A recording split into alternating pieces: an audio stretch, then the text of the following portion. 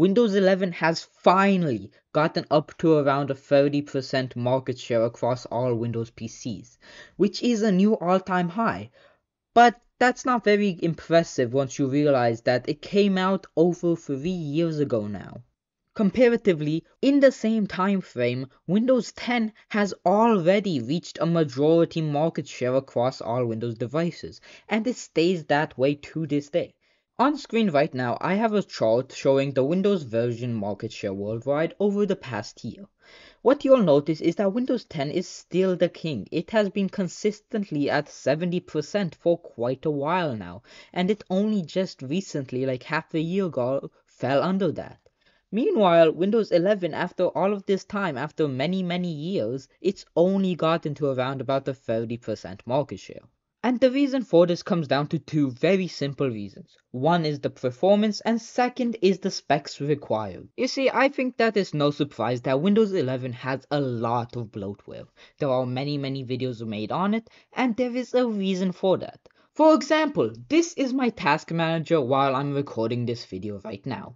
Now, although there's nothing much going on in the background, it is still using 67% of my memory. Now, yeah, sure, 5 gigs of that is in Microsoft Edge. If I go to performance, you guys will see that I have 32 gigabytes of data. Now, although sure, 5 gigabytes of data from Microsoft Edge, that makes sense and all, right? But where is everything else going? I have 500 from OBS, I have 300 from Discord. Where is the other 15 gigabytes going? And that's with nothing going on right now. Imagine how much worse the performance will be if I actually was playing a video game, for example, or making some gameplay for this video.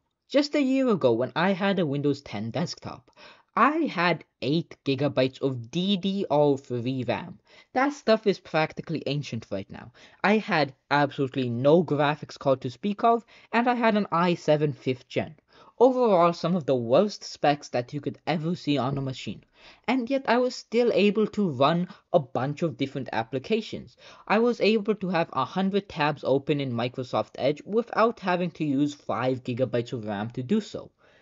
I was able to run CSGO on maximum graphics. I was able to have a bunch of videos playing in the background. I was able to do basically whatever I wanted. But now, on Windows 11, all of a sudden that changed. Even with 16 gigabytes of RAM, that is apparently not enough nowadays.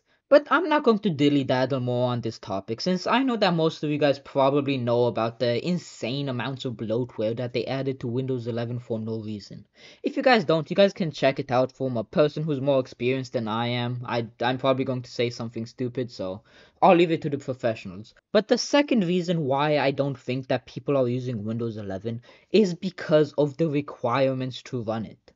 You see, even though it may not have had the best specs in the world, it could still run a lot of the applications today. It could run Minecraft, it could run CSGO, it could run TF2, it could run Valorant, it could run basically most of the applications in the world. Heck, it could even run Call of Duty Warzone at like 3 frames per second.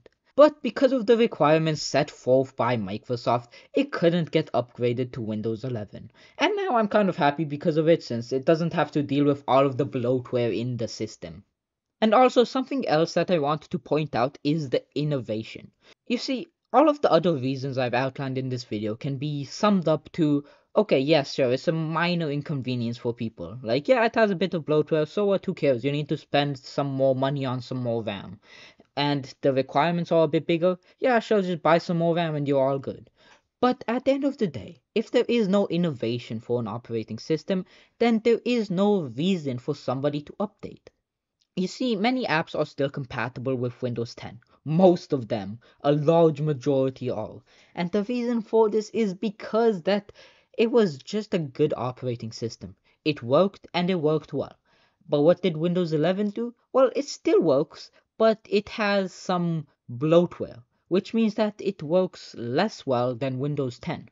Now, I'm not a technical guy, I don't know much about this subject at all, but from what I can see and from what I'm sure that most of you guys can tell, There hasn't been significant improvements since Windows 11 and Windows 10. At least ones that I can feel personally, since I'm not a technical person. There is probably a giant update that I am missing, and it's probably like easier for developers to work on Windows 11. But to the average consumer, there is not a significant difference between Windows 10 and Windows 11. Like I said, the only real difference is that Windows 11 has more bloatware. But please do note that I am not an expert in this field. All that I've done is do some research for this video, and that is about it. If I did get anything wrong in this video, please make sure to comment it down below, and if it is something that I did make a mistake in, I will pin it so you guys can tell if I made a mistake in this video or not. But with that being said, you guys can either check out one of these two videos or drop a like and check out the comment section. There's probably going to be something interesting that I missed out in today's video. But with that being said, I'd like to thank you guys for this video, and I will see you guys either in the comment section of this video or in the very next video. Peace.